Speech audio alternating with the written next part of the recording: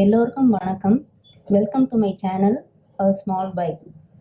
இன்றைக்கி நம்ம பார்க்க போகிறது காரசாரமான சில்லி ஆனியன் சட்னி, அதாவது சின்ன வெங்காயம் வரமிளகா கலந்த சட்னி. இதுக்கு என்னென்ன பொருள் தேவைன்ட்டு நம்ம ஃபஸ்ட்டு பார்ப்போம். சின்ன வெங்காயம் 10 எடுத்துருக்கிறேன், பூண்டு 4 பல், பெரிய வெங்காயம் ஒரு மீடியம் சைஸில் 1 எடுத்துருக்கிறேன். அப்புறமேட்டு வரமிளகா 10. என்னடா இவ்வளோ வரமிளகா இருக்கேன்ட்டு இது பண்ணாதீங்க, டேஸ்ட்டுக்கு அந்த காரசாரத்துக்கு அப்போ தான் அது தேவைப்படும், பேலன்ஸ் ஆயிரும். அப்புறமேட்டு சின்னோண்டு கொஞ்சோண்டு புளி. இப்போ வெறுமனை சின்ன வெங்காயம் போட்டு அரைச்சா அது என்ன ஆயிரும்னா, அரைக்க சின்ன வெங்காயம் லைட்டாக கசப்பு கொடுக்கும். அதை பேலன்ஸ் பண்ணுறதுக்கு தான் நான் பெரிய வெங்காயம் கொடுத்துருக்குறேன். அப்புறம் உப்பு.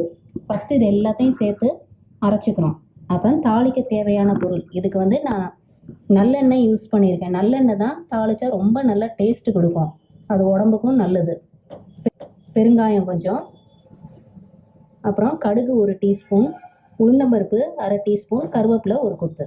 சின்ன வெங்காயத்தை ரொம்ப ஃபைனாக அதாவது மையாக அரைச்சிங்கன்னா அது கொஞ்சம் நேரத்தில் கசப்பு டேஸ்ட்டு கொடுக்கும். அதனால தான் நான் கொஞ்சோண்டு பெரிய வெங்காயமும் யூஸ் பண்ணியிருக்கிறேன். ரெண்டாவது, இந்த சட்னி வெளியில் வச்சுருந்தா கூட 1 வாரம் கெட்டு போகாது, ஏன்னா நம்ம தேங்காய் சேர்க்கல.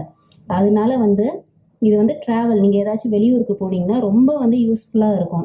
அதுக்கு மேலே இது இட்லி தோசைக்கு தவிர சப்பாத்தி பூரி இதோட கூட லைட்டாக தொட்டுக்கிட்டு சாப்பிட்லாம். ஃப்ரிட்ஜில் வச்சுருந்தோம்னா இதோட ஷெல்ஃப் லைஃப் அதை 2 வாரம் யூஸ் பண்ணலாம். இப்போ நம்ம இதை எப்படி செய்கிறதுன்னு பார்க்கலாமா? இப்போ அரைக்க தேவையான பொருள்லாம் எல்லாம் ஸ்ட்ரைட்டாக மிக்ஸி ஜாரில் கொண்டு போய் போட வேண்டியதுதான்.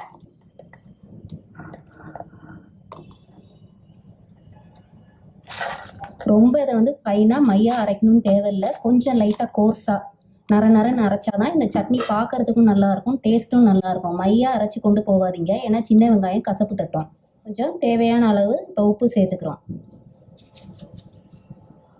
இப்போ எல்லாத்தையும் போட்டு அரைச்சாச்சு. நான் தண்ணி எதுவும் ஊற்றலை, ஸ்ட்ரைட்டாக அரைச்சது தான். உங்களுக்கு வேணால் லைட்டாக கொஞ்சோண்டு தண்ணி ஊற்றிக்கலாம். ஆனால் இப்படி கோர்ஸாக நரன்னு லைட்டாக அரைங்க, அப்போ தான் நல்லாயிருக்கும்னு ஏற்கனவே நான் உங்களுக்கு சொல்லியிருக்கிறேன். இப்போ அடுத்த ஸ்டெப்பு தாளிக்கிறதுக்கு போகலாம். இப்போ தாளிக்க போகிறோம். நல்லெண்ணெய், அதாவது 2 டேபிள் ஸ்பூன் அளவுக்கு நல்லா தாராளமாக விட்டுக்கோங்க. ஏன்னா சட்னி ரொம்ப வெளியில் வச்சுருந்தாலும் ரொம்ப நாள் கெட்டு போகாமல் இருக்கிறதுக்கும் கொஞ்சம் எண்ணெய் தாராளமாக இருந்தால் தான் அது கரெக்டாக இருக்கும். ஒரு 2 டேபிள் ஸ்பூன் இல்லாட்டி ஒரு 2.5 டேபிள் ஸ்பூன் உங்களுக்கு பிடிச்ச அளவுக்கு. ஆனால் மற்ற எண்ணெயெல்லாம் யூஸ் பண்ணாதீங்க, நல்லெண்ணெய் யூஸ் பண்ணால் தான் டேஸ்ட் இருக்கும்ட்டு நான் ஏற்கனவே சொல்லியிருக்கிறேன். நல்ல எண்ணெய் சூடானதும் இப்போ ஃபஸ்ட்டு கடுகை போடுங்க. கடுகு உளுந்தம்பருப்பை போடுங்க. கடுகு வெடித்ததும் கருவேப்பிலையை போடுங்க.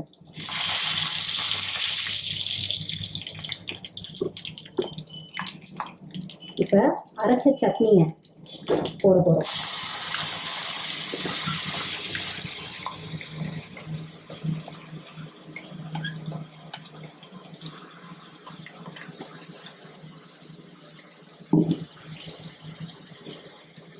இப்போ இந்த சட்னி கொஞ்சமாக தான் தொட்டு சாப்பிடுவோம். அதனால இதுவே ஒரு 2-3 பேருக்கு தாராளமாக போதும். உங்களுக்கு நிறைய பேருக்கு வேணும்னா அப்படியே பொருள்லாம் தேவையான பொருள் அப்படியே டபுள் பண்ணிக்கோங்க. இதை ரொம்ப நேரம் வதக்காதீங்க, லைட்டாக ஒரு 1 நிமிஷத்துலேருந்து 1.5 நிமிஷம் வதக்கிட்டு விட்டுருங்க. ஏன்னா அந்த பச்சை வாடை, லைட்டான காரல் வாடை இருந்தால் தான் இந்த சட்னி டேஸ்ட்டாக இருக்கும். அதனால் ஃபுல்லாக வதக்கி அந்த ஸ்மெல்லை மாற்றி விட்டுறாதீங்க. நான் 2 டேபிள் ஸ்பூன் எண்ணெய் ஊற்றினேன். அதுக்கே எண்ணெய் ஒன்றும் பெருசாக மிதந்து இல்லை. உங்களுக்கு வேணுன்னா ஜாஸ்தி பண்ணிக்கலாம் எண்ணெயை. சாப்பிட்றதுக்கு முன்னாடி வேணால் கொஞ்சம் லைட்டாக ஒரு டீஸ்பூன் அளவுக்கு சட்னி மேலே ஊற்றி சாப்பிட்டிங்கன்னா இன்னும் நல்லா டேஸ்ட்டாக இருக்கும். இவ்வளோ தான் இந்த சில்லி ஆனியன் சட்னி, வரமிளகாய் வெங்காய சட்னி.